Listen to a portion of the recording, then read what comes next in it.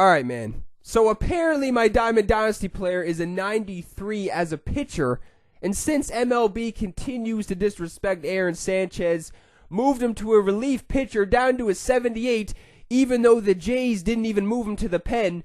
Don't even ask me why that fucking shit has happened. But since Syndergaard and Fernandez are really the only diamond pitchers I have in the starting rotation, want to get the steroid junkie on the mound to see what he could do. Tried to get him some nasty-ass pitches.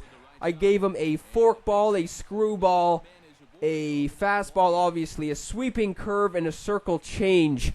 So he has some nasty pitches. He throws about 97, 98, and right now, as he currently stands, he is a 97 as a second baseman and a 93 pitcher. So those are the only two positions he's a diamond at. Every other position he still has pretty decent overall at. I think he has like 88, 89 pretty much at every other position. But I mean, I wanted to get him on just on the mound to see what he could do. Because I remember I faced somebody with their Diamond Dynasty player on the mound, and it was just throwing me off because he had the most bizarre delivery I've ever seen in my entire life. So that's what I tried to do with the steroid junkie, man. I tried to give him a bizarre delivery to try and throw some people off with the huge leg kick. And coming out of the gates, he was actually doing a pretty decent job getting him on the fastball right there to pop it up. And luckily he has the good feeling too, so he wasn't able to drop that, thank God. This guy actually had some pretty decent players. I'm getting Miggy looking on the nasty pitch right there. And the screwball is nasty on the roid junkie, man. The screwball is nasty. He has good break to his pitches. Like I said, he throws about 97, 98 on the gun. So it was just working for me. And, man, since Zobrist has been in the lineup, the offense cannot be stopped. Taken high and deep to right. Back goes Gonzalez. To the track, to the wall. Now a leaping effort at the wall, but he comes up empty. This one is gone. Home run. Everybody is breaking out of the slumps, man. Donaldson is out of the slump. Hanley is struggling more than was struggling more than Donaldson lately, if you ask me. And after that first dinger from Hanley, I was like, all right, he is going to have a huge game. A monstrous performance at the plate will be taking place from Hanley after that first at-bat home run. I was guessing about 2 or 3 hits at least with Hanley after that. And Roid Junkie was able to get on base too. Just a little dribbler to first base, and he's able to run it out. And that's the thing too. Whenever this guy is on the mound, that is just an extra bat in the lineup, man. He's not that typical pitcher who just goes out there and can't do shit. This guy has decent hitting stats, probably more than decent hitting stats. Plus, he also has good speed and stuff. So, man, that is just an extra bat in the lineup. Yeah, and like I said with Zobrist, since he has been on the team, nothing can be done to stop the offense. Miggy is able to get a base hit, but then Donaldson is grounding out to end that inning. And I've been grinding out I just been grinding some innings and shit, man, to try and get some captains. And at this point, I don't even know who I'm going to get because it is just up in the air. I don't even know if I'm going to have enough tickets by the deadline. And yes, there's still plenty of time. But you need to be on the game pretty much every single day for hours if you don't have a lot of tickets like I don't. My stupid fucking ass spent tickets on not even good players in the past. Well, I guess Syndergaard, he's still on the team, so I guess that wasn't that bad of a decision. I also spent tickets on Anthony Rizzo, like I said before, and I ended up quick selling him, so that was pretty much a waste of 2,300 tickets. So, man, if I had about 3,000 tickets at least, that would be worth the effort to go after Pujols or Ted Williams. But, I mean, at this point, I don't even know if I'm going to be able to get somebody. Hopefully I will. I'm still grinding out innings. It's just a matter of whether or not I'm going to be able to even get to level 50 with the Rizzo captain, and if I'm going to be able to even get 5,500 tickets. And lately, too, people have been saying don't get the David Wright because he is not as good.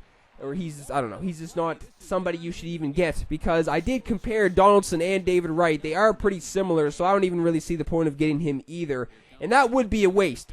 That is just like a backup plan, too. Like, if I were to get David Wright, that would be a backup plan. That would only take place if I didn't get Pujols or Ted Williams.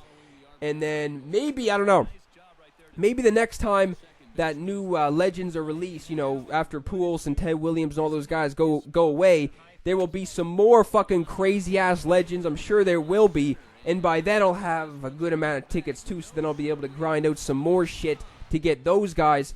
But fuck, man, it is just a buzzkill because I'm doing everything I can to get that pools because I've been saying it for a while. And people who have been subbed to my channel for a while have been hearing me saying it in pretty much every video. I'm waiting for that fucking 99 pools, and when he's in the game, I don't even know if I'm going to be able to get him. So that fucking kind of sucks, but I'm still trying to get him. I have a feeling, too, that every single person is going to try and get that Pujols. That is just the only captain I think that people are going to try and get. So I'm not going to say a lot of people are going to have him. But if anyone's going to grind out to get a certain captain at the moment, it's probably going to be that Pujols. And I don't blame anybody because the fucking guy might be one of the best cards in the game.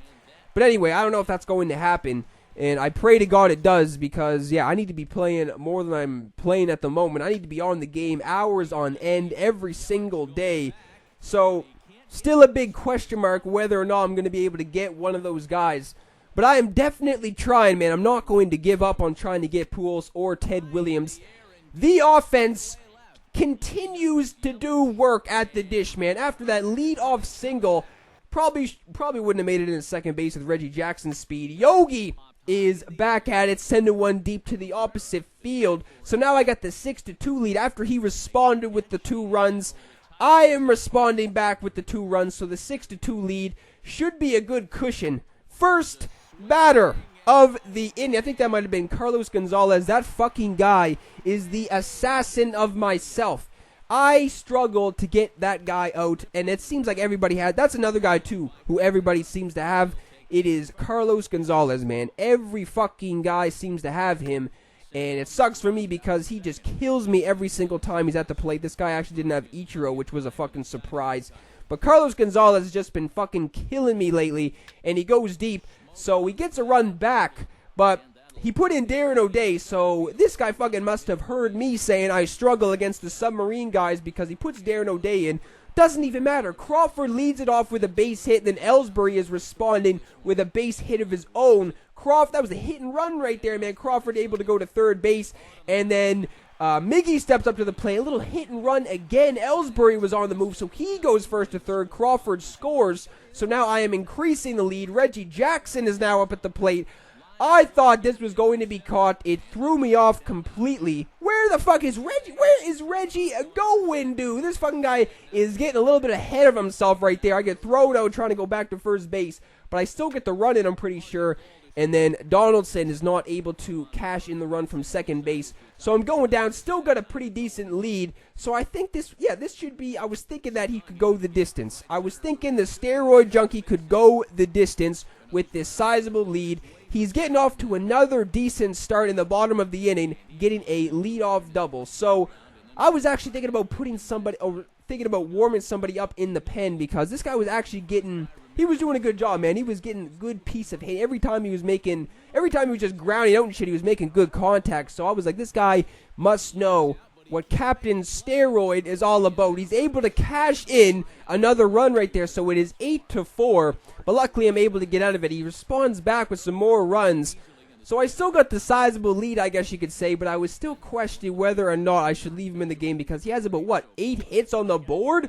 So not a good start. Well, I guess it was because I still got the lead, obviously. If the offense wasn't doing work at the plate, this could have been a ugly performance from the steroid junkie himself, but I'm able to get off to another decent start. Zobrist leads it off and squeezes it through the second baseman and first baseman, then Hanley is up at the dish and gets his, third base hit of the game. Okay, I look fucking safe right there. I don't even know what the umpire actually said I was safe. I heard him in the background. He said I was safe, and the next thing you know, the inning is over. So I go down, not getting anything in that inning.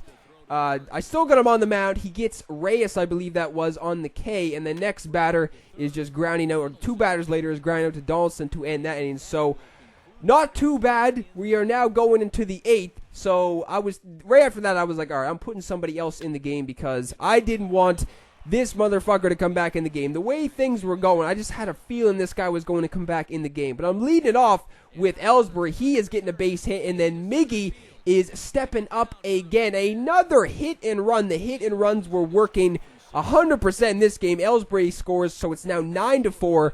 Donaldson, unfortunately, didn't get any hits in this game. He was probably one of the only guys who didn't get a hit in this game. I think he was 0 for 5 on the game, but every single time he was up at the plate, he was making good contact. So not striking out or anything, not worrying about Donaldson since he has broken out of the slump. I put Carter Capps in because every single time you put Carter Capps in the game, or just somebody who throws fucking heat, everybody just sits fastball. I get out of the 8th, and then fast forward to the bottom of the 9th because I just went down 1, 2, 3 in the top of the 9th. Carlos Gonzalez is leading it off, so I fucking was kind of panicking, even though I had the big lead. I'm able to get him to ground. That was actually kind of a hanging curveball over the middle of the plate, so that probably should have been hit to the moon. I'm getting the first out, and then the second out is coming on the ground out right there, so this is looking good. He's down to his last out of the game, but he's driving one to right field, so is this going to be a comeback to end all comebacks? I was just sitting there saying that this motherfucker's probably going to come back and win this game now and making some good contact again, but Crawford is luckily able to snatch that one up to end the game. Yogi Berra, what a surprise. And as we wrap things up here, what do you say we name this guy right here as the recipient of our Topps Player of the Game award? Yeah, he came through with a couple of hits, but more importantly, that big home run, which really led his guys to this victory.